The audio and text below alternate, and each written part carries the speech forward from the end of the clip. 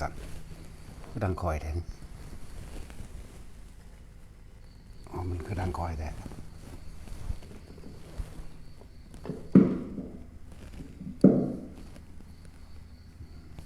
มันเป็นน้ำบ่เปิดเสียง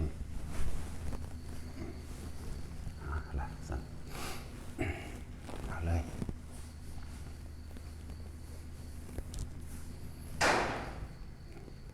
ทุกคนถ้าทุกคนหูต้นเหตุของกรรมแล้วก็ผลของการกระทำหรือรับกรรมเรียกว่ารู้ต้นเหตุผลกรรมแต่ทุกคนรู้สาเหตุที่เขาเป็นอย่างจังได้รับถูกโทษไพ่หรือไพ่บิบัติต่างๆหรือถูกฆ่าหรือถูกไอ้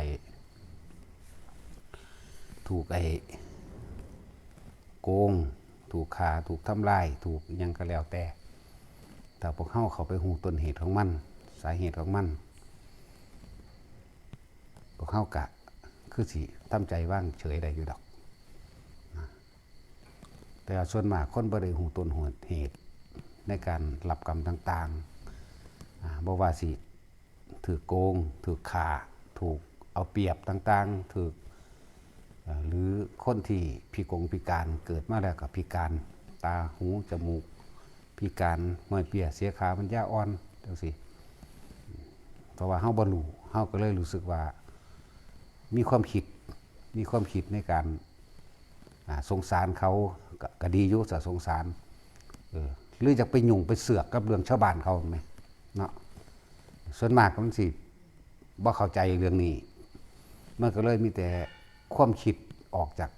กทั้งนอกความคิดออกนอกอะไรจังว่ามันเป็นแบบนั้นความคิดมันเลยอยากไปยุ่งตะเรื่องผู้นั้นยุ่งตะเรื่องผู้นี้ว่าเห็นเขาฆ่ากันจังซี่ก็อยากไปยืนยันอยากไปตัดสินอยากเอาบาปเอาบุญเอาผิดเอาถูกให้เขาเพราะว่าเฮาบ่รู้จักต้นเหตุผลกรรมมันเฮาเห็นแต่ผลมันแต่ว่าเฮาบ่รู้จักเหตุมันนั่นแหละจังว่าแต่ละคนนั้น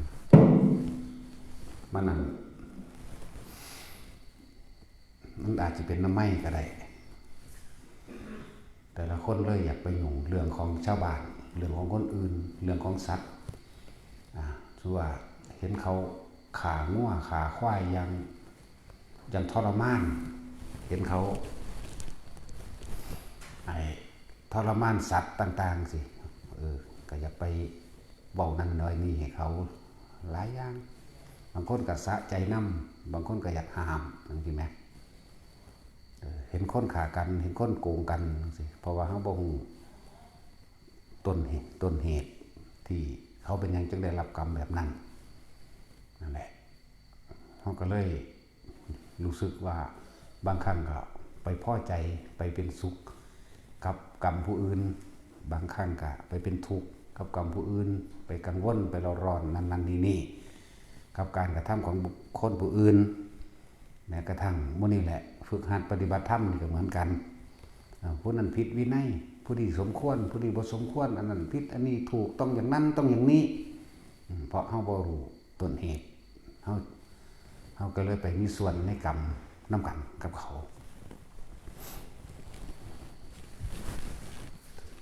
เรื่องจังซี่มันเป็นเรื่องที่ละเอียดเป็นเรื่องที่ต้องศึกษาเป็นเรื่องที่ต้องถ้าเฮาศึกษาดีแล้วเฮาก็พอมีที่วางใจถ้าเฮายิ่งปฏิบัติรู้เห็นด้วยตนเองแล้วยิ่งบ่อยากยุ่งกับไผเลยจากบาละเป็นหยังองคุลิมานจังได้ฆ่าคนถึง1,000 กว่าคนตำราว่า999จริงๆมันก็1,000 กว่าบ่แม่น1,010 กว่านั่นแหละบางชาติในชาติแรกที่เป็นหยังจังเริ่มมีการเรียกว่าจองเวรจองกรรมซึ่งกันและกันทำให้การศาสตร์หนึ่งอาจจะเป็นปลายสมัยของพระพุทธเจ้าอโนมทัสสีปลายสมัยนี่คือจังเฮาปลายสมัยแบบนี้แหละ เรียกว่าปลายสมัยของพุทธเจ้าเฮาเดี๋ยวนี้เกิดอุทกภัยน้ำท่วมจักว่าเกิดน้ำท่วมส่วนเต่าตัวนี้องคุลิมานเกิดเป็นเต่าในศาสตร์นั้นเป็นเต่าใหญ่อย่างว่าเป็นเต่าใหญ่เต่าเรื่อนเต่าใหญ่นํเอาคนที่ถูกน้ำท่วมนี่จากว่าเกาะเสหลังนี่ไปทรงตามที่มันเป็นที่สูงที่เนินที่ภูเขาคนแล้วคนเราหรือขึ้นไปจนถึงเป็น10คนหมดละลำเลียงคนไปอยู่หันนับจำนวนเป็นพันกว่าคนเด้แต่ว่าก็บ่แม่นว่าไปเที่ยวเดียวในพันกว่าคนจากอะไรไปในหลายเที่ยวอยู่แต่บัดนี้พวกคนทั้งหลายแล้วนั่นอึดอดอยากบ่จักแนวสิกินเสือกจับเอาเต่านั่นไปฆ่ากินนี่จักว่านั่นแหละก็เอาเต่าตัวนั้นไปฆ่ากินเต่าตัวนั้นก็คือองคุลิมานในศาสตร์นี้นะเอาเต่าไปฆ่ากินเต่าก็เลยระลึกนึกถึงคุณของพระพุทธเจ้าเพราะเคยเต่าตัวนี้เคยเห็นพระพุทธเจ้าอยู่เคยเห็นอยู่อายุมันยืนเด้เต่าแต่ว่าก่อนที่สิตายนั่นน่ะก็เลยตั้งจิตอธิษฐานสาธุเด้อแม้นว่าผู้ข้าจะเกิดขึ้นเป็นหยังกระชังขอให้ผู้ข้าจงมีกำลังมากยิ่งกว่าบุรุษให้มีกำลังเท่ากับบุรุษ7 คนนี่เริ่มต้นมากอะไรบ้างนี่หลังจากนั้นก็เกิดเวียนว่ายแต่เกิดนั่นเทวดาน้ำนี่นั่นสักวันบัดนี้จังบัดนี้กรรมมันมาถึงกันอีกให้มีกำลังมากยิ่งกว่าบุรุษ7 คนเข้าใจปะนี่อันหนึ่ง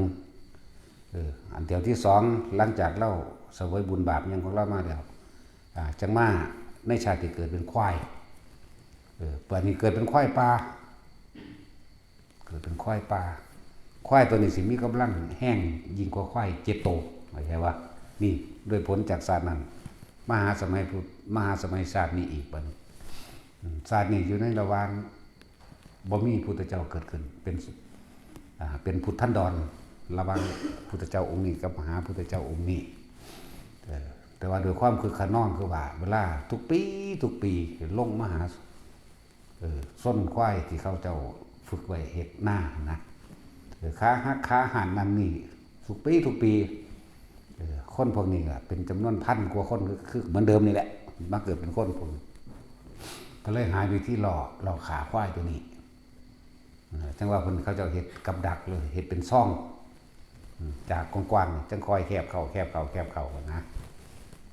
แล้วก็เอาควายนมตัวหนึ่งมาล่อไว้ปากทางซ่องที่สิเห็ดดักควายทำทางกุ้นใส่กันทั้งนั้นกัน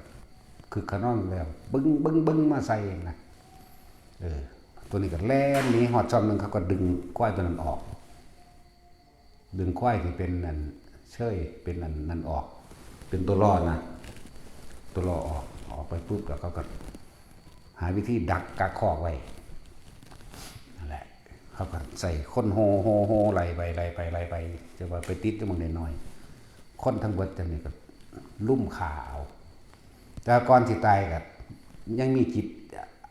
อันว่าคอยข้าพเจ้านี่ก่อนที่ควายตัวนี้สิตายเลยนึกข้าพเจ้าขอท่านเนื้อท่านหนังท่านหลายตัวนี้ให้กับหมู่คนทั้งหลายด้วยการให้ท่านข้าพเจ้านี่ขอให้ข้าพเจ้าจงได้กลับขึ้นมาขาคนพวกนี้ทั้งหมดนี่มันมีมาจังสี่นะเรียกว่าต้นเหตุมันเป็นแบบนี้เรียกว่าเกิดมาศาสตร์ใหม่แบบนี้ จังมาเกิดเป็นองคุลิมานอหิงสกะมาเกิดอหิงสกะพอเพิ่นเป็นปุโรหิตของพระเจ้ามหาโกศลเป็นพ่อของพระเจ้าพัทสินนะและเป็นปุโรหิตนะเกิดมาแล้วก็ดูเบิ่งในเลิกงามยามดียังของเขาแล้วนั่นแหละแต่ผู้นี้เกิดมาเกิดมีแสงดาบออกเป็นประกายไฟบ่เป็นไฟเสียงบ่เป็นไฟสว่างสีทองวาบๆเด้จากว่าล่ะเป็นคือไฟใหม่เป็นคือไฟใหม่ตาม ตามทั้งอาวุธต่างๆนั่นแหละเป็นแบบนั้นพอเพิ่นก็เบิ่งแล้วโอ้กูเกิดเป็นโจรแน่ว่าเด้ก็เลยไปบอกให้กษัตริย์ว่าเป็นหยังไฟคือลุกในข้างแสงเฮาข้างอาวุธเฮาเขาเรียกว่าลูกผู้ข้าเกิดมื้อนี้ลูกผู้ข้าสิเกิดมานี่เป็นมหาโจรฆ่าคนเด้ขอให้พระองค์ได้สั่งประหารชีวิตเถิดพระเจ้าค่ะทางนี้ก็ว่าบ่ได้เพิ่นบ่เชื่อทำนายก็เลี้ยงไว้หั่นแหละก็สิมันไปฆ่าคนอื่นหยังตั้งชื่อมันชื่อว่าอหิงสกะแปลว่าผู้บ่เบียดเบียนเด้อนะแต่ว่าก็เลี้ยงไปนั่นแหละจากในช่วงระยะนึงก็ส่งไปฝึกอาวุธต่างๆอยู่สำนักของกตักกศิลานั่นแหละเมืองพระราณสีมีตลอดได้พระราณสีพญสินนะแล้วก็เก่งเด้บัดนี้บ่ว่าสิฝึกล่ำกับพี่ก็บอกกันอันนี้อีหยังแล้วก็เก่งกว่าหมู่เบิดบ่ว่าสิเป็นเคล็ดลับวิชานั้นอันนี้นี่แหละจังถือเขาตัวว่าวิชาต่างๆเจ้าจะต้องหาเขาก็ใส่ลายคือว่านั่นแหละเขาก็ใส่ลายเพราะว่าเราเป็นคนมีปัญญาดีมีความฉลาดผลบุญที่ในศาสตร์นึงเราเคยเอาพระพุทธเจ้าอนุมัติสีขามน้ำพูดเคยเห็นพระพุทธเจ้าพูดมันหาก็บ้างให้ผลศาสตร์นี่เข้าใจว่านี่นั่นแหละจังถือเขาตัวให้ไปขาคนเอานิ้วมือเรียงวานแหละนั่นแหละนี่คือต้นเหตุในกรรมต่างๆที่เป็นอย่างองคุลิมานขาคนแล้วก็ยังไปบรรลุอรหันต์ได้เรียกว่าต้นเหตุผลกรรมต่างๆที่คนทั้งหลายแล้วนี่ที่ถูกขาคนทั้งหลายแล้วนี่คือถูกขาเพราะว่าไปขาเขาก่อนว่ามันขาศาสตร์เดียวได้ขาสองศาสตร์คนเด็กศาสตร์แรกขาตอนเป็นเต้าแล้วเล่ากับอธิษฐานนี่เล่าเนี่ยเกิดเป็นยังกระชังกระชังเล่าบ่เน้นนั่นนะเล่าก็เลยเป็นทั่วไปอยู่คอยมีกำลังยิ่งกว่าบุรุษเท่ากับบุรุษ7 คนแล้วก็เริ่มเป็นควายปลาที่มีกำลังมากถึง7โตนะมีกำลังเกิดมาศาสตร์นี้แล้วก็มีกำลังมากเหมือนกันอีกอย่างหนึ่งบัดนี้เล่ากันเพิ่มเติมเลยว่าให้เป็นเจ้าแห่งศาสตรานั่นเรามาเป็นเจ้าแห่งศาสตราพร้อมเด้เพราะว่าเราไปเรียนมานั่นแหละในสุดท้ายหน้ากัน มีคนยุยงส่งเสริมให้อาจารย์ของติสาปาโมกอันนั้นให้เราเป็นคนมาขาคนเพื่อให้ได้นิ้วมือไปเป็นเคล็ดลับไปยกคู่ว่าจังสิสำเร็จเคล็ดลับวิชาอันนี้เด้อนะก็เลยมาได้ขาคนถึง1,000 กว่าคนนั่นแหละขาที่แรกก็เอาเก็บไว้ตามศอกหรือก้อนหินแน่เอาไว้ตามโกนไม้แน่หลงลืมมั่งหนูคาบไปกินมั่งนกคาบไปกินมั่งก็เลยลืมต่อมาก็เลยเห็ดฝันเอาเสือกมาเป็นได้เพื่อที่มัดลอยพวกนิ้วนี่แหละเขาจะยักก็เห็ดเบ็ดนี่แหละยักดึงแงกเข้ามาแต่ทินเจ้าเคยยักเบ็ดบ่ยักกระดูกนี่นะครับแบบทับส่วนหนึ่งดึงแงกเข้ามาก็ห้อยไว้จนว่าได้999ยังว่าในตำราเขาดีเหลืออีกนิ้วเดียวแต่ว่าเกือบได้ขาแม่เกือบได้ขาทำอนันตริยกรรมแม่นี่เป็นคนมีจิตใจอ่อนโยนพ่อก็เตือนแล้วเตือนอีกลูกเจ้าก็เป็นลูกเจ้าก็จริงอยู่ดอกแต่ว่ามันจากเจ้าไปนานแล้วเจ้าสิไปบอกลูกเจ้าให้หนียังไงเพราะว่าหลังจากนั้นมาพระเจ้ามหากุศลก็ตายแล้วทรัพย์สมบัติทั้งหลายความเป็นกษัตริย์กันยกให้พระเจ้าปัสเสนที่กุศลได้บัดพระเจ้าปัสเสนก็นำทัพไปที่แรกไป 3,000 คนสู่บ่ได้ไหมจากบาลาหอกดาบแล้วแหลมธนูยังต่างๆนี่ยิ่งเราบ่ได้ต้องสิมีเครื่องกันโตของเราเองดอกในวิชาเราเองนั่นแหละอีกอย่างหนึ่งเราก็เป็นเจ้าแห่งศาสตราหอกดาบฟันแท่งบ่เข่าบ่ถือแล้วก็กำลังของเราเองนี่แห้ง 3,000 สู่บ่ได้หนีทับแตกพระเจ้าปัสเสนตัดเอา 30,000 บาทนี่นะส่วนผู้แม่เนี่ยเกิดความเป็นห่วงยังไงก็เลยได้ห่อเขาแบบนี้ออกจากบ้านคุณแล้วนำไปสิบอกลูกว่าหนีเด้อลูกเอ้ยหนีไปอยู่เมืองไหมก็ไม้แม่นั่น ทั้งที่พ่อก็บอกแล้วเจ้าจะเข้าใจว่าโจรนั้นเป็นลูกเจ้าเขาจากเจ้ามานานแล้วอีกอย่างหนึ่งความหลงครอบงำเขาไปเต็มทีแล้วหลงในการย่างเขาสาลือมาว่าได้เคล็ดลับวิชาแบบนั้นแบบนี้แล้วก็ทำนายตอนที่เป็นอรหันต์กันทำนายบ่ได้ทำนายบ่ถือถ้าว่าทำนายถือกันว่าทำนายตอนเป็นโจรได้เนาะทั้งสั้นแล้วมันสุดทำนั้นเลยมันบ่สุดพวกนี้สุดท้ายกันพูดแล้วแม่กับในเศร้าของมือหนึ่งหูจักยินว่าอยู่ป่านั่นกันนำไปหาลูกละในประมาณโดยตี4ตี5พระพุทธเจ้ากับเขาสู้สัพพัญญุตญาณตรวจเบื้องในเครือข่ายว่ามื้อนี้มีผู้ใดมินเมที่สุดที่สิบรรลุธรรมผู้ใดมินเมนี่หมายถึงว่าสิทำอนันตกรรมบ่หรือสิตายบ่มินเมสิเข้าสู่ในข่ายพยานของพระศาสดาเพิ่นก็สะลึกไปเห็นองคุลิมานกำลังไล่แม่เราสิมอบหมายหน้าที่นี้ให้หมู่สาวกพระโมคคัลลาได้บ่นอภาษาลิบุตรได้บ่นออนุรุทธะได้บ่นอไล่เบิ่งแล้วบ่ได้ก็เลยเว้นจากเราตถาคตนั้นไม่ได้เพราะว่าจุดเริ่มต้นดั้งเดิมเพิ่นเคยปรารถนาไว้กับพระพุทธเจ้าจากว่าล่ะเลยต้องเฉพาะพระพุทธเจ้าเท่านั้นจึงจะแก้ได้เพิ่นเคยให้พระพุทธเจ้าอนุมัติสีเหยียบหลังแล้วมันมีจุดที่บรรลุก็มีอยู่แต่ว่าด้วยระหว่างทำการมันหลงก่อนหรือว่าโดยกรรมพระพุทธเจ้าก็จังไปพอตะเพิ่นถึงเวลามาพระพุทธเจ้าก็ไปโดยฤทธิ์ของเพิ่นเองนั่นแหละไปเป็นกำลังไหลแม่อยู่พระพุทธเจ้าก็เลยย่างผ้าหนาปึ๊บเบี่ยงเบนความสนใจแม่นั้นบ่ได้ฮู้เมื่อดอกว่าลูกมันกำลังไหลอยากว่าล่ะแต่พระพุทธเจ้ามาตัดหน้าเฮ็ดเป็นยางซ่าๆคือสิทันนี่นะนั่นแหละเฮ็ดคือสิสั้นตามธรรมดาแล้วการแล่นการวิ่งขององคุลิมานถ้าสิเปรียบเทียบว่าบุรุษ7คนแม่นบ่เพิ่นสิแล่นกำลังของเพิ่นนั่นน่ะเร็วแล้วกันมีกำลังมากเท่ากับคน7คน7คนมาร่วมเป็นคนเดียวแล่นก็ต้องเร็วอยู่แล้วถ้าเป็นกำลังของม้าก็แล่นเร็วยิ่งกว่าม้าอีกแล่นเร็ว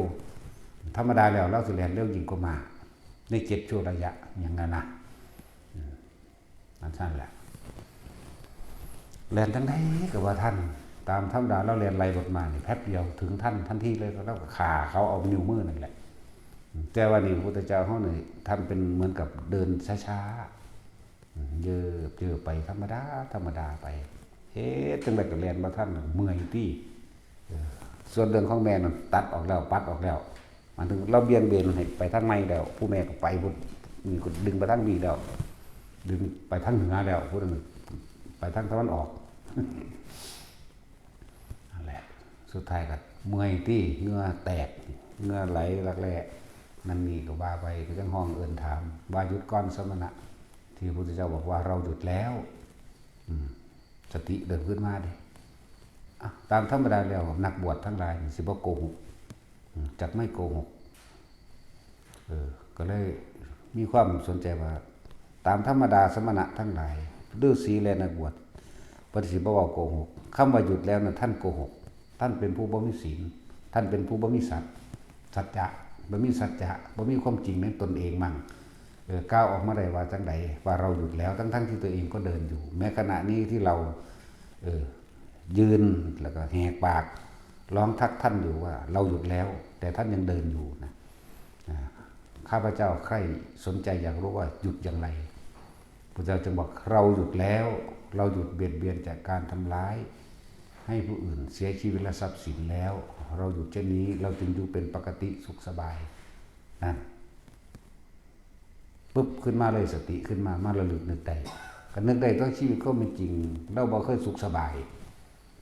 เรามีแต่ทำลายเบียดเบียนผู้อื่นสิกินสิอยู่ยังไงก็ตามต้องกินต้องอยู่ด้วยความระมัดระวังขนาดเก่งก็ดีเห็นบ่ล่ะนั่นแหละพุทธเจ้าทั้งแสดงธรรมให้ฟังในสุดท้ายแล้วก็เลยได้บวชกับพุทธเจ้าพุทธเจ้าก็สั่งสอนนั่นนี่ให้ละและย่างนั่นแหละนี่คือที่มาว่าฆ่าคนมาหลายๆเป็นพันกวนก็คือยังสามารถบวชบรรลุอรหันต์ได้ เราคนทั้งหลายเรานั่นสิถูกฆ่าเพราะสาเหตุใดเราพวกเฮาบ่เลยฮู้ต้นเหตุบ่เฮาบ่ฮู้ต้นเหตุเฮารู้แต่ผลกรรมว่าองคุลิมานนั่นฆ่าคนอยู่แท้ๆปาดบวชเข้ามาแล้วบวชบ่โดนบ่นานก็คือบรรลุอรหันต์เห็นว่าล่ะก็จังซั่นแหละถ้าเฮาฮู้ต้นเหตุแห่งกรรมทั้งหลายเฮาสิบ่ไปยุ่งกับไผเลยเด้ว่าเขากำลังตีขากันอยู่นี่บ่ยุ่งเลยลักษณะนั้นขนาดนั้นล่ะหรือเฮาเห็นคนง่อยเปียเสียขามันจะอ่อนถูกคนแข็งแรงดีๆกำลังตีทุบตีทำลายอยู่นี่ในจิตใจของเฮาสิเป็นส่งออกไปว่าเมตตาสงสารนะ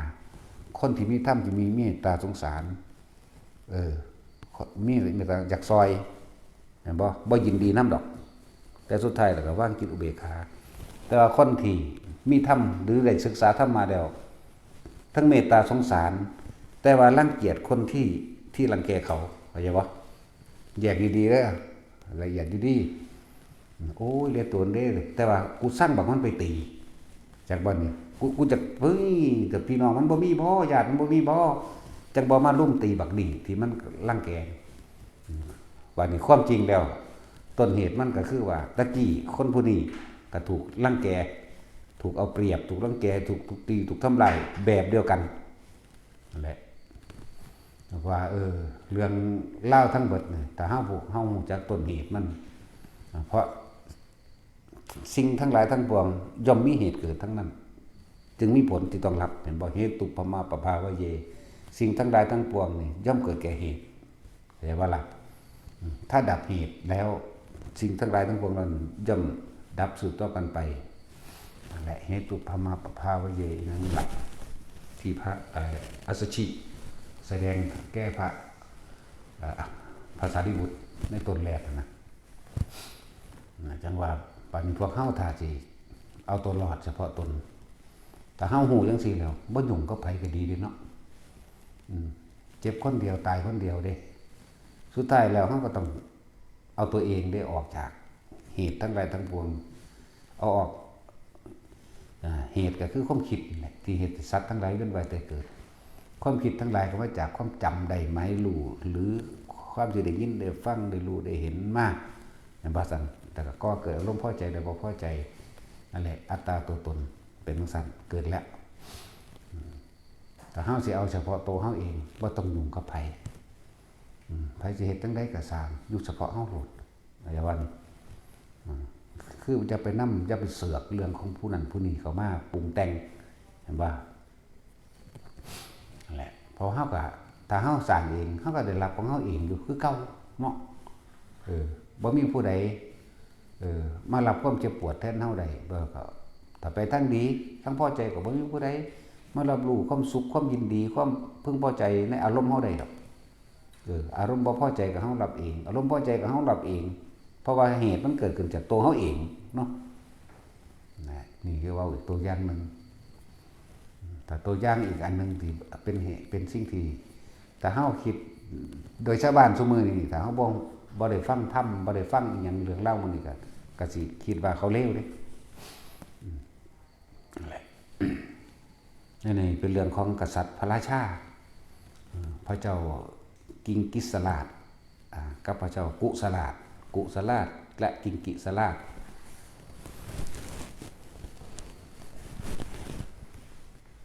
มเหสีองค์นี้เป็นแม่ของพระเจ้ากุสลาดแต่ว่ากิสลาดเป็นเพื่อนกันเข้าใจว่ามันกุสลาดกับกิสลาดเด้อกุกับกิไปเรียนจบมาจากสำนักเดียวกันแล้วพอตายก็ผู้นี้ก็ขึ้นเป็นพระราชาต่อจากบ่แล้วก็แต่งเอาหมู่เจ้าของเองนี่เป็นเสนาบดีหมู่นี่คือกิสลาดกิงกิสลาดอันนี้กุสลาดเนาะอันนี้กิงกิสลาดนี่เป็นหมู่เป็นหมู่มาจากเมืองอื่นอยู่น่านไปว่านี่แม่ของกษัตริย์นี่อยากว่าแม่ของพระราชานี่หลังจากพ่อตายแล้ว มักมักอันเสนาบดีนี่เข้าใจว่าล่ะแต่งตัวเป็นเสนาบดีหรือเป็นอำมาตย์ใหญ่นี่มักแล้วก็ทำตาป่วยทำตาไข่นั่นนี่ผู้ลูกก็ค่ะพยายามถามแล้วทั้งอีกก็บ่กล้าปากในมื้อนึงก็เลยเว้าเฮ็ดจังได๋แม่ไอ้ลูกเอ้ยแม่น่ะมักหมู่โตมักหมู่โตนี่มันเป็นเรื่องเล่าแบบนี้แต่ว่าถ้าพวกเฮาได้คิดสิวางได้ว่าโอ้ยอีเฒ่าเอ้ยบ่สมควรว่าได้เนาะฟังไปก่อนผู้ลูกนี่ก็เข้าใจก็เลยมาถามหมู่เอ้ยตัวอยากเป็นกษัตริย์ราชาบ่เป็นอยู่บ่ที่ยังบ่ได้จะเป็นบ่จะเป็นก็สร้างเถอะขอให้เฮาได้ตอบบุญแทนคุณแม่เฮาแน่เป็นจังได๋ล่ะถ้าแม่เฮาบ่ได้โตเป็นผัวนี่บอกภาษาเฮาถ้าแม่เฮาบ่ได้โตเป็นผัวนี่แม่เฮาสิป่วยตายสิกันเจตายสิอดอาหารตายว่าซอยเฮาในเด้อให้เฮามีใจฟื้นนั่นแน่นะครับบัดนี้ก็ตกลงกันได้เลยมีการแต่งตั้งนะครับว่าแต่งตั้งให้กิงกิสลาดเป็นกษัตริย์แทนแล้วก็เอาแม่นี่มาเป็นมเหสีเข้าใจว่าเอาเมียรุ่นแม่ แต่สิว่ายังเอาตามธรรมดาของเฮาเป็นลูกก็เอิ้นแม่เนาะแม่ฮักแม่เป็นเสี่ยวกันน่ะนะลูกกับลูกเป็นเสี่ยวกันแม่นบ่ล่ะนั่นแหละจังซี่ก็ยังมีท่านกษัตริย์ไอ้กษัตริย์เก่านี่ก็ลดตัวเองลงมาเป็นเสนาบดีใหญ่เป็นปุโรหิตเข้าใจว่าล่ะจังซั่นแหละส่วนเอาหมู่นี่ขึ้นไปเป็นกษัตริย์เพื่อว่าจะให้อภิเษกสมรสกันเอาแม่เจ้าของเป็นมเหสีแทนเริ่มต้นแรกก็เอากันดีอยู่นั่นแล้วเนาะจักก็ล่ะอยู่ต่อมาเรื่อยๆส่วนนั้นไอ้กิงกิสลาดนี่เป็นโอโพธิสัตว์เด้เป็นโอโพธิสัตว์ก็คิดไว้ในใจอยู่แล้วล่ะว่าถ้าผมเฮางอกแม้เพียงเส้นเดียวก็สิในช่างกระบบดึงเส้นผมมาแล้วสิออกบวชนะอยู่หน้าในปี1 2ปีบัดเขาว่านอนน้ำเพิ่น เพิ่นก็สำรวจตัวเองด้วยว่าเป็นน้องกูเฒ่าเนาะเด้ มันก็สิแม่นตัวเนาะแต่ของเป็นรุ่นแม่เพิ่นแหมจักว่าล่ะหรือว่าเป็นน้องกูเฒ่าเนาะเขาเลยบ่นอนน้ำกูถ้าสิหาผู้อื่นมาให้ก็ย่านเขาหลงผู้อื่นเข้าใจว่าแต่สิหาหนุ่มๆมาให้ก็เอาจังได๋ก็สร้างแล้วเอาบ่เอาก็สร้างกูก็ได้คล้องกูสมใจมักกูแล้วจักว่าล่ะมื้อนึงก็เพิ่นคิดแผนที่บ่ทันได้เฒ่าหรอกแล้วก็เพิ่นคิดแผนผมเพิ่นงอกเองมเหสีนี่หัวงอกก็เลยเอาดึงผมงอกของเจ้าของมื้อนึงก็ทำท่าก็ไปข้อเคี้ยกันก็เลยดึงผมงอกของเจ้าของตามธรรมดาผมผู้หญิงมันยาวผมใส่มันสั้นว่าดึงแล้วก็ฟ้ามาดึงออกเป็นให้ผมสั้นใช่ป่ะก็เลยว่าเพิ่นมีเล่เหลี่ยมเล่กลว่าสิตัวว่าเจ้ากระเฒ่าคือกันแล้วก็ข่อยเจ้ากระทอกันเจ้าคือว่านอนน้ำข่อยเจ้ากระเฒ่าว่าเด้นะความหมายเล่เหลี่ยมในใจของจักบ่ดอกก็เอาผมสั้นๆ2 นิ้วนี่แหละนี่เห็นบ่นี่ท่านกษัตริย์เลยนี่ท่านกระเฒ่าเราเด้เฒ่าซ้ำกันแล้วเด้ท่านยังสิไปหาหญิงน้อยๆอ่อนๆอีกอยู่บอกมันว่าทางนี้กันตึกไว้ในใจไว้แล้วจักบ่ทางนี้สิตัวว่าถ้าเฒ่าจะให้เฒ่าซ้ำกันนั่นจังเหมาะสมกันแหละเหตุผมสั้นๆมากพอดีกับตามธรรมดาแล้วข้าพเจ้าตั้งจิตไว้ในใจตั้งไว้แล้วในใจว่าเมื่อใดที่เห็นผมงอกข้าพเจ้าจะออกบวชซั่น เลยกลายเป็นส่งเสริมให้เขาไปบวชเร็วกว่าเขาอีกเลยออกไปบวชเป็นฤาษีเข้าใจว่าล่ะนี่คือต้นเหตุมันจะว่าต้นเหตุส่วนผลกรรมอันสุดท้ายมาถ้าเป็นพวกเฮาเห็นในลักษณะนี้โอ้ยถ้าเป็นผู้ชายคือกันโอ้ยมึงคือเอาเมียเฒ่าแท้ว่านบ่ ไทยอีกพวกนึงคันว่าโอ้ยบักหางเอ้ยมึงเอาแม่มูเนาะหมายว่านี่เพราะว่าเขาบ่ฮู้ต้นเหตุมันเขาเลยไปหยุ่งไปเสือกเรื่องเขาเนาะเข้าใจว่าอะไรเขาเป็นหยังคือไปหากังวลกับเรื่องเขาถ้าเป็นหมู่พวกเว้าหยอกกันเฮ้ยบักหาบักเอาเมียเฒ่าเอ้ยทั้งเรื่องมึงคือกล้าเอาแม่มูเป็นเมียโดนี่นะเลยไปหยุ่งไปวุ่นวายมึงเฮ็ดบ่ถูกเด้สารพัดตั้งสิเว้าไปถ้าเป็นผู้ใหญ่รุ่นนั้นรุ่นนี้ก็สิไปรุ่นใหญ่รุ่นเดียวกันรุ่นกับแม่นั่นเนาะก็จะว่าเอ้ยอีเฒ่าเอ้ยเห็นบ่อีเฒ่าลามกอีนั่นอีนี่อีตัณหากลับบอกไปเด้เนาะสารพัดตั้งสิเว้านี่พูดถึงว่าพวกเฮานี่บ่ฮู้จักต้นเหตุผลกรรมต่างๆพวกเฮาเลยไปซอแซเรื่องของชาวบ้านเขาเนาะบัดนี้ผลของมันมาจังไดบัดนี้เฮามาสรุปโดยปัจจุบันศาสตร์นี่พระเจ้ากิงกิสลาดก็เป็นพระพุทธเจ้าเฮาปัจจุบันนี่แหละส่วนแม่ของกษัตริย์ก็เป็นนางพิมพานี่คือเฮาบ่รู้เฮาก็เลยต้องเว้าไปทั่วที่เนาะนั่นแหละมันมีเรื่องเล่าต่างๆแปลกๆหลายเด้นำมาเป็นตัวอย่างให้พวกเฮาว่าจักสิไปยุ่งหยังกับเขาเนาะหาอยู่หากินไปเจ้าของเนาะก็ต้องไปตัดสินว่าเขาผิดเขาถูกจักบ่ล่ะก็ต้องไปซอแซหาเรื่องเขาล่ะพระเจ้ากิงกิสลาดก็คือพระพุทธเจ้าเฮาซุมื้อนี้พระพุทธเจ้าโคดมเฮานี้นะส่วนอันมเหสีรุ่นแม่ที่จริงก็คือนั่งพิมพานี่เองนะนี่จังหวัดต้นเหตุผลกรรมที่เฮาบ่รู้เลยว่าบ่อยากให้ไผไปยุ่งเรื่องของไผเถอะเฮามายิ่งเฮามาภาวนาจังซี่เฮายิ่งเบิ่งตนเองเด้ทั้งยิ่งเบิ่งลมหายใจตัวเองรู้ในลมหายใจตนเองรู้มันทันความคิดของเจ้าของเองคือบ่พยายามสิมันไปมองจับผิดจับถูกก็ไปเพราะทุกสิ่งทุกอย่างมันก็มีเหตุทั้งเบิดแหละแต่เฮาหยุดเหตุได้แล้วมันก็บ่มีปัญหาหยังเหตุคือคิดนี่แหละจังว่านี่หลักจิตในจิตไปโลดนี่เหตุก็คือการคิดเมื่อมีการคิดกันปรุงแต่งต่างๆก็สร้างจินตนาการและมโนภาพขึ้นเมื่อสร้างจินตนาการมโนภาพขึ้นในความอยากใดและอยากเป็นอารมณ์มันก็เกิดเมื่ออารมณ์มันเกิดภพมันก็เกิดในขณะที่เป็นอารมณ์นั่นแหละจักว่าล่ะแล้วว่าหลายอะไรอย่างคือเรื่องวิทุตภะวิทุตภะเป็นหยังคือไปฆ่าพี่น้องพระพุทธเจ้าตายเบิดเมืองแท้เห็นบ่ล่ะ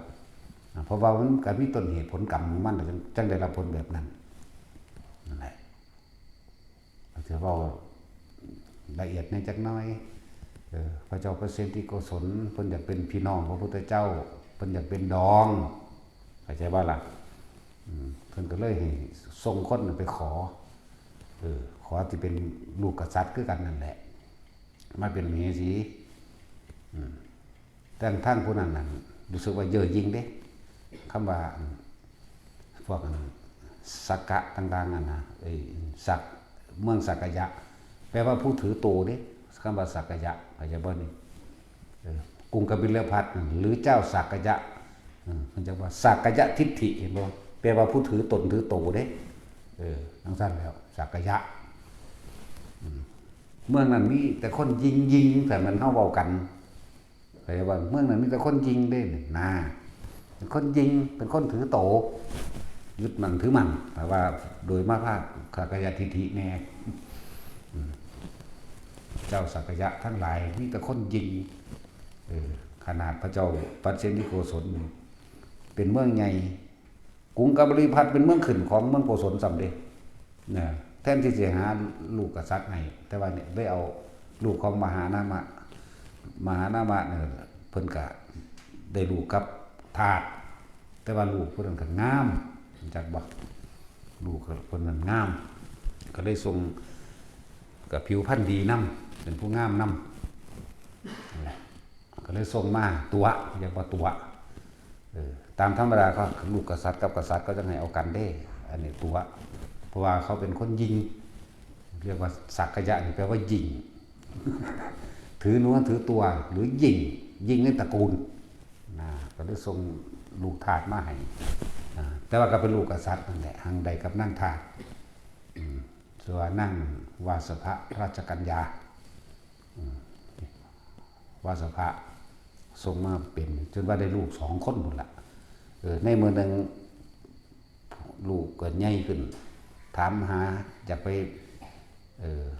อยากไปกราบตากราบยายสินะอยากไปเยี่ยมตาเยี่ยมยายสุดท้ายแล้วก็หลีกเลี่ยงบ่ได้กันเรื่อยๆส่งไปก็เข้าไปเอาเองนั่นแหละแต่ว่าก็ไปตัวเขาตีบันทางพวกนั้นก็ดีพวกกษัตริย์เหมือนกันเขายิงได้เขาว่านี่เป็นลูกทาสอย่างว่านี่เขาจะว่านั่งรวมกินเข่านำเด้เขาจะว่านั่งกินเข่ารวมกับลูกทาสลูกมันก็ว่าไปแม้กระทั่งผู้เป็นพ่อแท้ๆคือมหานามาเนี่ยพ่อแท้ๆเด้พ่อแท้ๆของลูกก็ยังบ่มากินเข่าน้ำมันหลานเจ้าของแท้ๆจากว่าหลานก็คือวิทุตภะนั่นแหละลูกของพระเจ้าปัสเสนสำเร็จบาทนี่ใหญ่ก็จะคล้องอีกสิเว้าเรานะ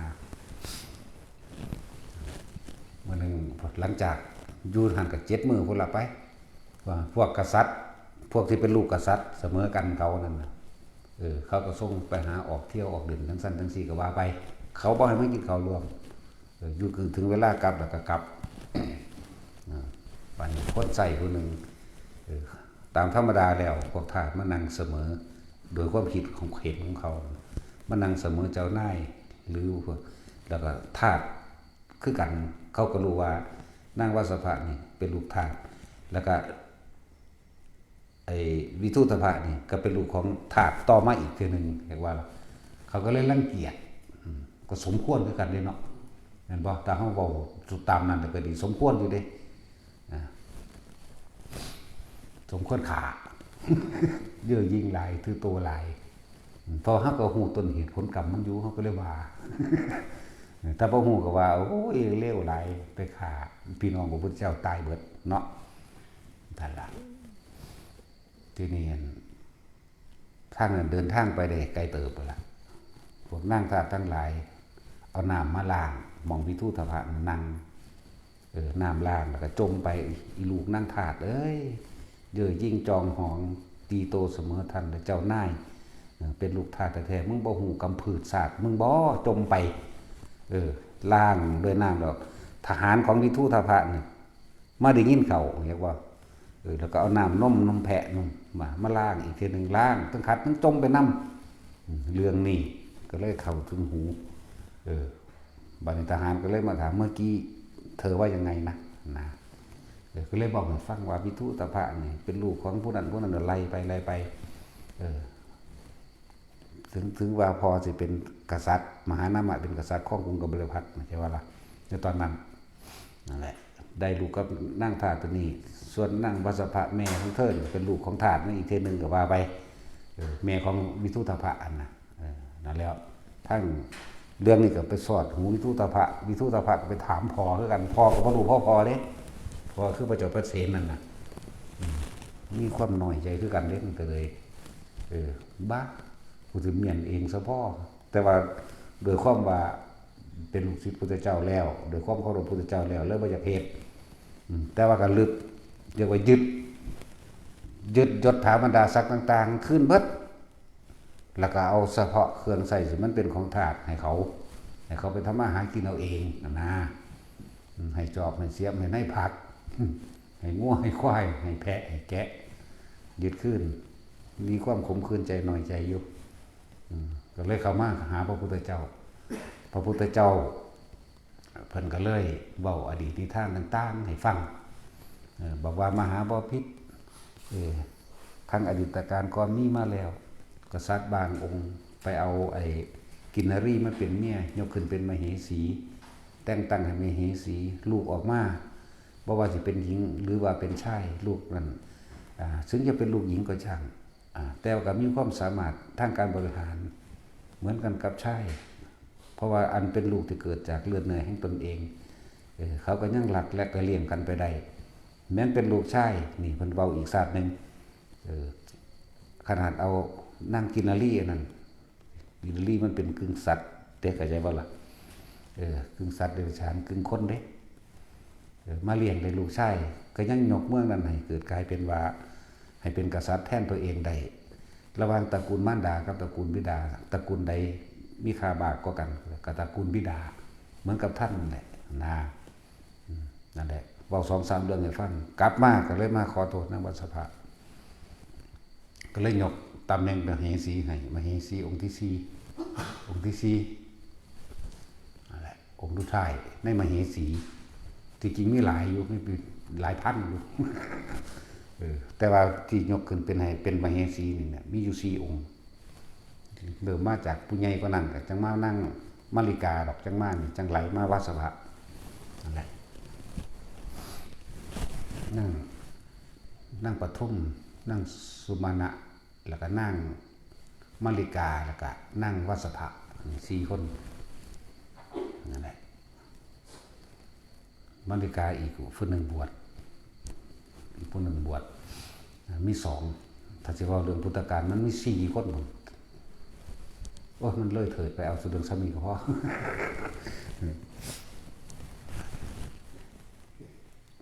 ทีนี้ก็หลังจากมามอบจดถามดักสักขึ้นให้เมีย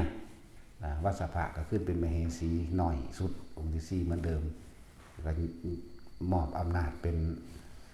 เสนาบดีหรือทหารให้กับลูกชายเด็กคือเก่าหมายถึงวิทุตภะมอบได้แต่ว่าวิทุตภะมีความแค้นอยู่ในใจเด้หาจังหวะโอกาส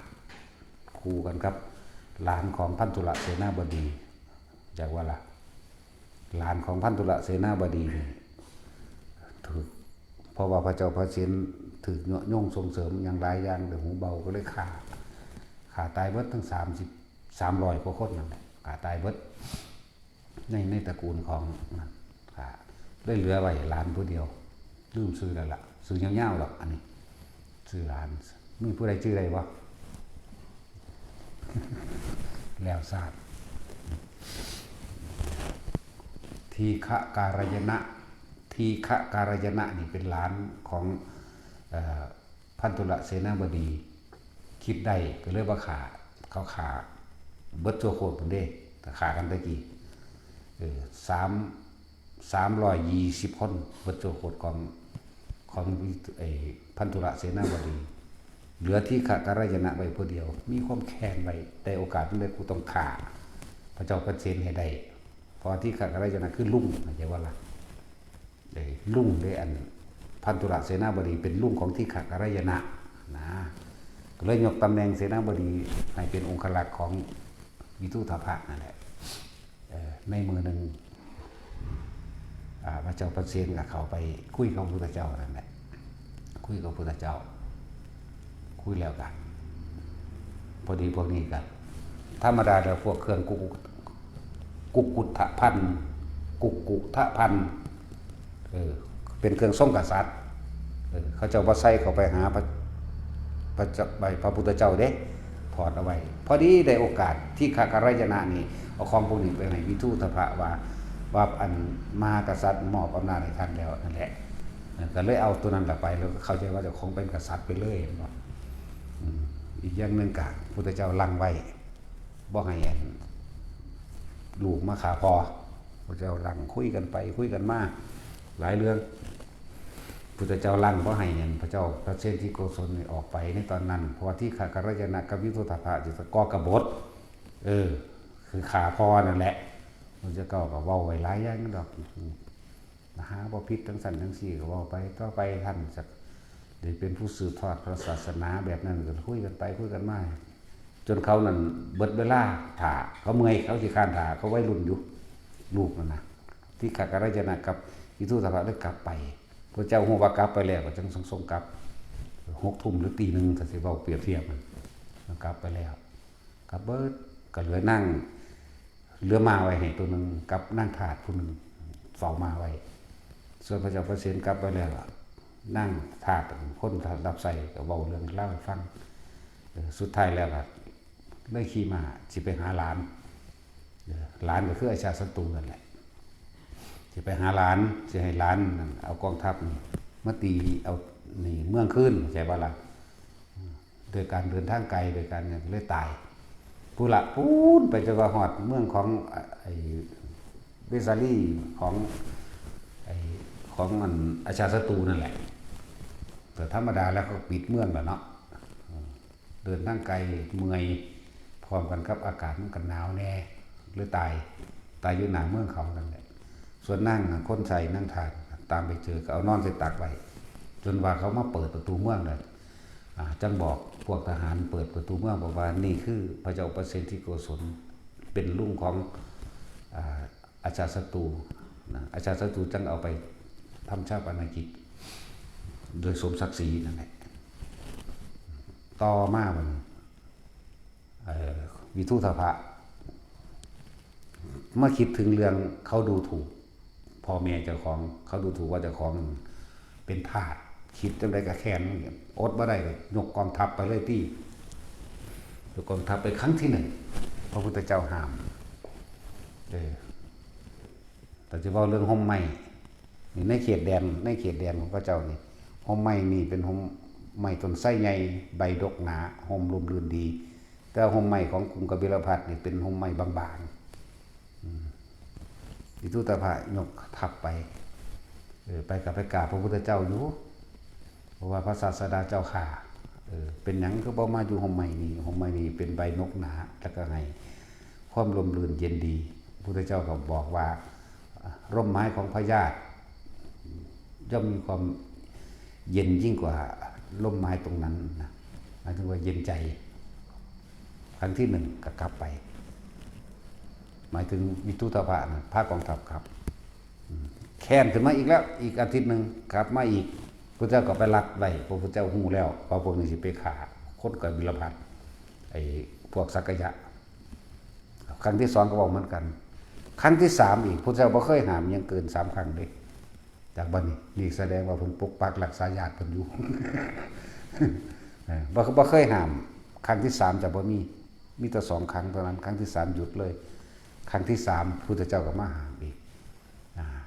วิทุธภะก็บอกพระเจ้าข้านี่เป็นครั้งที่3แล้วที่พระองค์มาแต่ว่าก็บ่เคยไปพักร่มไม้ใบบางที่อันดกหนาให้อากาศลมลื่นเย็นสบายดีเราตถาคตบอกเธอแล้วร่มไม้ของพระญาติย่อมให้ความชุ่มเย็นยิ่งกว่านั่นแหละก็กลับไปห่างไปอีกเดือน1 ปีพุทธเจ้าก็เร่งพญาติเบิ่งวันนี้บ่ไปหามครั้งที่4นี่บ่ไปนั่นแหละครั้งที่4บ่ไปละเพิ่นก็ระลึกเบิ่งต้นเหตุเป็นหยังคือมีกรรมอันนี้สิมีต่อกันเพิ่นเลยระลึกเบิ่งเพิ่นมีญาณเนาะเห็นบ่ล่ะเพิ่นระลึกเบิ่งแล้วสักยราชทั้งหลายแล้วนี่ในสมัยการก่อนนี่เคยเป็นพวกชาวประมงหาป่าและวิทุธภะกับหมู่พวกบริวารทั้งหลายแล้วนี่เคยเกิดเป็นป่าสักยราชทั้งหลายแล้วนี่สิมีกรรมต่อกันเคยเอายาพิษไปโปรยลงในสระน้ำอันนั้นห้วยหนองคลองบึงอันนั้นเฮ็ดให้ปลาทั้งหลายนี่ตายด้วยความเจ็บปวดและอาฆาตแค้นจักว่าล่ะเพิ่นฮู้ต้นเหตุมันแล้วครั้งที่4เพิ่นบ่ไปนั่นแหละวิทุธภะก็เลยไปสังหารชาวสักยราชตายเบิดเมืองแล้วก็มีผู้รอดอยู่ดอกว่ามันบ่รอดดอกมีอยู่ขาตายเบิดแม้กระทั่งลูกเล็กเด็กแดงคนท้องก็ขาอยากว่านี่น้อยอุ้มกินนมอยู่กับขาเบิดแล้วก็ผู้ใดเป็นผู้ใหญ่กว่าก็เอาที่ว่าเป็นกษัตริย์นั่นเอาติเลือดมาล้างตีนพร้อมจักว่าล่ะสั้นแหละสุดท้ายเราก็จับเอาตาก็คือพระเจ้ามหานามะจักตาบ่ได้พ่อใหญ่นั่นน่ะเลยจับเอาพ่อใหญ่เจ้าของนั่นน่ะ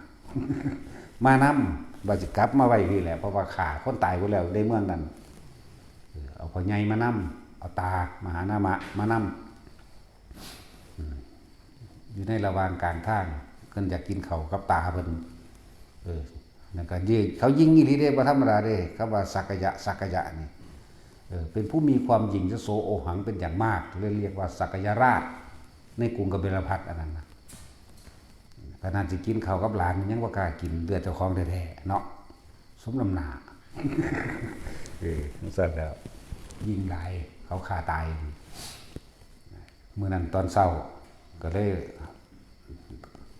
ว่าเนื้อโตตาตอนนี้ม่อมแม่มอยู่เดี๋ยวจะไปล้างหน้าล้างตาสิไปอาบน้ำสกอนเมื่อยหลายเพียก็เลยลงไปในห้วยนั่นแหละลงไปในห้วยแต่ผมยาวตะกี้เนาะก็เลยสุดท้ายแล้วก็คือสิฆ่าตัวตายกันแหละมุดดำลงไปในน้ำแล้วเอาตีนตะกอนเขาไปเกาะกับผมอยากว่าเอาตีนขึ้นมาเนี่ยเกาะไว้ เพื่อให้มันลอยน้ำมาได้เกาะกับผมไว้แต่ว่ายังว่ามหานามะก็เป็นพระโพธิสัตว์พวกนาคบริวารทั้งหลายที่เคยมีบุญกรรมรวมกันก็เลยเอาไปรักษาไว้ในเมืองบาดาลมีที่จบไปเรื่องของมหานามะส่วนวิทุตาภะก็ตานี่เป็นหนึ่งขึ้นนั่งขึ้นมาแท้ไก่คนเป็นงมเบิ่งเหมือนกันแต่ก็ระลึกได้อยู่ว่าเขาคือสิเยอะยิงกับเฮาเขารู้สึกว่าจะกินเขากับเฮาแล้วก็สั่งนะกินเขาอิ่มไปแล้วก็เดินทางไปตกกลางคืนมันบ่ทันถึงเมืองกันบ่ล่ะตกกลางคืนตกคำก่อนมันคำก่อนก็เลยหาหม่องพักนั่นเองก็นอนอยู่พักอยู่ริมห้วยน่ะแม่น้ำหยังล่ะโลหินี่ก็บ่แม่นแม่น้ำหยังบ่ลืมมันล่ะนอนอยู่ริมข้างแม่น้ำนั่นแหละพวกที่นอนตะกี้แรกนอนอยู่ข้างบนริมตะลิงพวกนี้นอนอยู่ลึกแน่คนที่มีกรรมซึ่งได้เคยเบื่อป่าน้ำกันในสมัยศาสตร์นั้นคนที่อยู่ฟังกับทางนี้ก็สั่งหมดแดงกัดเรียกว่าแล่นลงมานอนพี่กับนอนใดส่วนพวกอยู่นี่รู้สึกว่าขั้นค่ายแล่นขึ้นไปข้างบนพวกที่บ่ได้ขากันนะแต่ว่ามีกรรมรวมกันอยู่ด้วยในว่าในแสดงความเห็นในแสดงหรืออะไรหนึ่งนะนี่ทุกอย่างมันมีกรรมรวมกันหมดเห็นอยู่นะแต่ว่าบ่ห้ามแต่ว่าไปอยู่แต่บ่จะขาแต่ไปอยู่มีนะนั่นแหละสุดท้ายเราตกเดึกมาหอด6 ทุ่มประมาณนี้ฝนจักมาทางใดแล้วฝนฟ้ารั่วมีของแปลกๆด้วยเรื่องของกรรมก่อนสิฟ้าอยู่ซื่อกับเทระลงมาดิแนวนี้ก็มีเด้สิบอกให้เด้อพวกเขาอาจจะบ่เคยหูบ่เคยเห็นเนาะเรียกว่าฝนฟ้ารั่วบ่แม่นตกโดยทั่วไปเป็นมีเมฆอึมครึ้มมาอันนึงแบบฝนรั่วฝนที่ตกจากฟ้าแบบฝนฟ้ารั่วดำเกิดเป็นน้ำเต็มลำห้วยมากพัดเอาวิทุตภะกับพวกลูกน้องบริวารทั้งหลายนั่นตายไปในน้ำน้ำกันพัดนั่นแหละส่วนพวกบ่ได้ขากันในศาสตร์นั้นที่เขาอยู่ได้ตะลิงทั้งฟังนั่นหลอดทั้งสี่แหละเรียกว่าต้นเหตุแห่งกรรมมันมาแบบใดชาติก่อนทำกรรมใดไว้ชาตินี้รับผลกรรมนั้นนี่คือเบาของยนต์ย่อให้พวกเขาพ่อเข้าใจชาติก่อนรับผลทำผลกรรมใดชาตินี้รับผลกรรมนั้นเหมือนกับวิทุตาภะนี่แหละสั้นนี่แหละคือถ้าเฮารู้เรื่องของกรรมเฮาสิบ่จักยุ่งก็ไปคือเฮาสิดึงตัวเองออกจากวงจรแห่งความเป็นว่ายตายเกิดแห่งหมู่สัตว์ก็คือความคิดนั่นแหละคิดดีมั่งคิดชั่วมั่งรวมแล้วแต่เข้าใจผิดทั้งหมดว่าแต่ของคิดดีคิดถูกเลยเป็นยึดเห็นบ่คิดดีคิดเลวคิดป้าเรื่อยๆแล้วก็เกิดอารมณ์แห่งความรู้สึกพอใจมั่งบ่พอใจมั่งนั่นแหละเป็นเหตุทั้งหลายแห่งสัตว์เวียนว่ายตายเกิดทั้งสั้นนั่นแหละจังว่าให้ทุกคนถ้าจะเอาตัวรอดเอารอดตัวเจ้าของนะเพราะว่าเขาบ่อาจสามารถจะไปแก้กรรมให้ไผได้เขาจะดีก็ดีโดยตัวเขาเองเขาก็ยังยึดมั่นถือมั่นนั่นแหละดีก็เลยเขาก็ยึดคือกันแต่ว่าเขาดีจากว่าล่ะเขาสิเลวก็เลวโดยตัวเขาเองแต่เขาไปยืนยันตัดสินว่าเขาเลวเขาดีก็เขานั่นแหละยึดมั่นถือมั่นจากว่าล่ะยึดมั่นไม่ดียึดไม่ดีก็ต้องยึดไม่เลวยึดไม่เลวก็ยึดไม่ดีนั่นแหละอารมณ์พอใจแล้วพอใจจะเกิดดับอยู่เพราะสำนีเองถ้าจะเอาตัวเองให้พ้นเอาตัวเองแล้วอยู่กับลมหายใจตัวเองเราจะไปยุ่งกับไผเพราะเขาบ่อาจสามารถจะไปแก้ผิดแก้ถูกแก้ดีแก้เลวให้ผู้ใดเขาต้องแก้โดยตัวเขาเองเขาต้องทำโดยตัวเขาเองเบิดแต่คนสมากเพราะว่าบ่ได้ศึกษาทำบ่ได้เข้าถึงความจริงบ่ได้เข้าถึงเหตุและปัจจัยทั้งหลายอันเป็นเครื่องประกอบกันเพื่อให้สัตว์เวียนว่ายตายเกิดคือความคิดต่างๆนานาสารพัดที่มันได้ยินได้ฟังได้รู้ได้เห็นได้เป็นมามันเลยยึดตามอารมณ์แห่งความพอใจเมื่อมีอารมณ์พอใจเกิดขึ้นแล้วความบ่พอใจก็มีเนื่องหนุนกันอยู่ในหันก็เลยคำว่าอัตตวัตถุปทานแล้วเกิดตัวตนขึ้นเป็นภพเป็นศาสตร์ชรามรณะขึ้นนี่เหตุทุกอย่างก็เกิดจากการคิดถ้าเฮาหยุดคิดได้ก็ดับเหตุ ผลย่อมบ่มีตามมาหยุดเหตุจึงไร้ผลบ่ล่ะจังว่าหลายอย่างบ่ต้องมาแนมกันผู้ใดเฮ็ดหยังมีหน้าที่หยังเฮ็ดไปบ่ต้องมาซ่อมบ่ต้องมาจับผิดจับถูกอันใดๆทั้งสิ้นกันดอกอันใดมันบ่เป็นเรื่องข้อขาดบาดตายสำหรับเฮาเองบ่ได้เสียหายชีวิตและทรัพย์สินสำหรับเฮาเองปล่อยมันไปถ้าเป็นเรื่องเสียหายชีวิตและทรัพย์สินก็เป็นธรรมดาก็ต้องปกป้องตนเองเท่าที่จำเป็นในระดับหนึ่งอันเป็นเหตุอันสมควรหยุดนะจากบ่ล่ะจังซั่นแล้วคือที่มาคือที่มาว่าเพราะว่าเฮาบ่รู้สาเหตุต่างๆเฮาจึงไปค่อยตำหนิผู้นั้นตำหนิผู้นี้เตือนผู้นั้นเตือนผู้นี้ล้วนแล้วแต่ไปสร้างกรรมรวมกันเด่นจากว่าล่ะ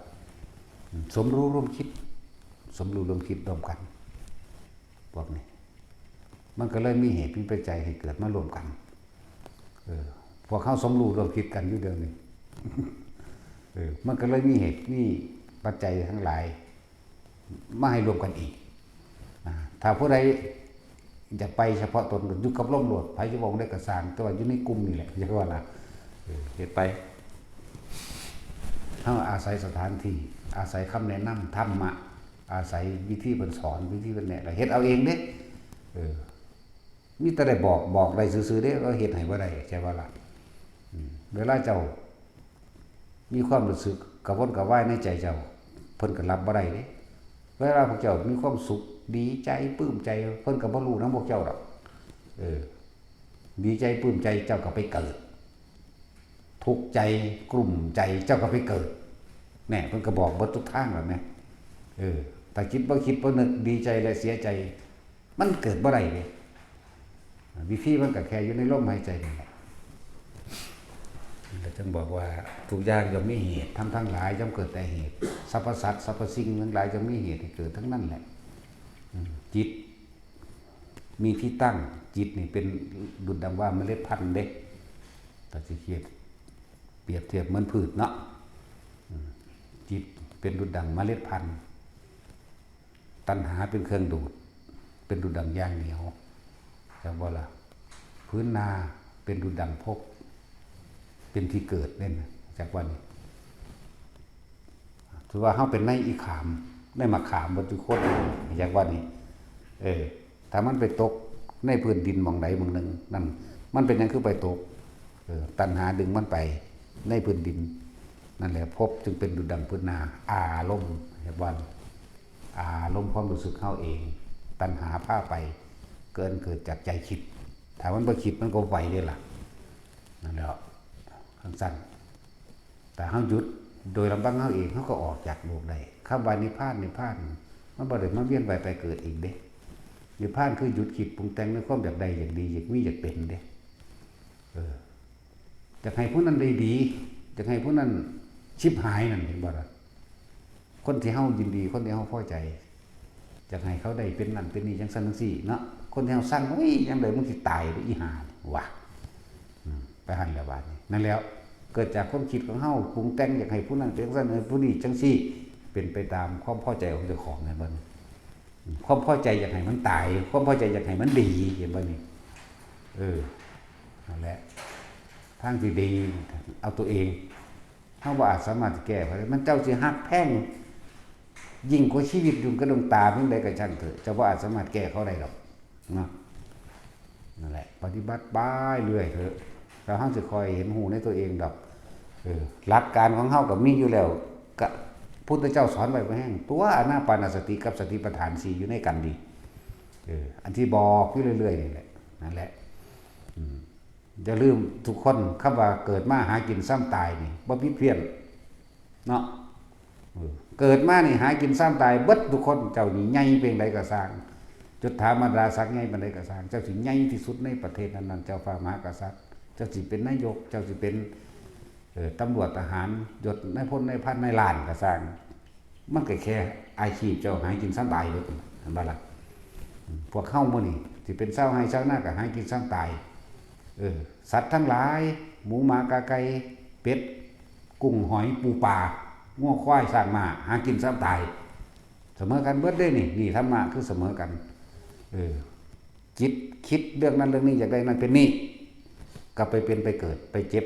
ไปทุกข์แล้วก็ไปเกิดหากินซ้ำตายสัตว์ก็ไปหากินซ้ำตายเกิดเป็นยังก็หากินซ้ำตายนั่นแล้วบัดนี้เฮาอยากให้ผู้นั้นเป็นทั้งสั้นทั้งสี่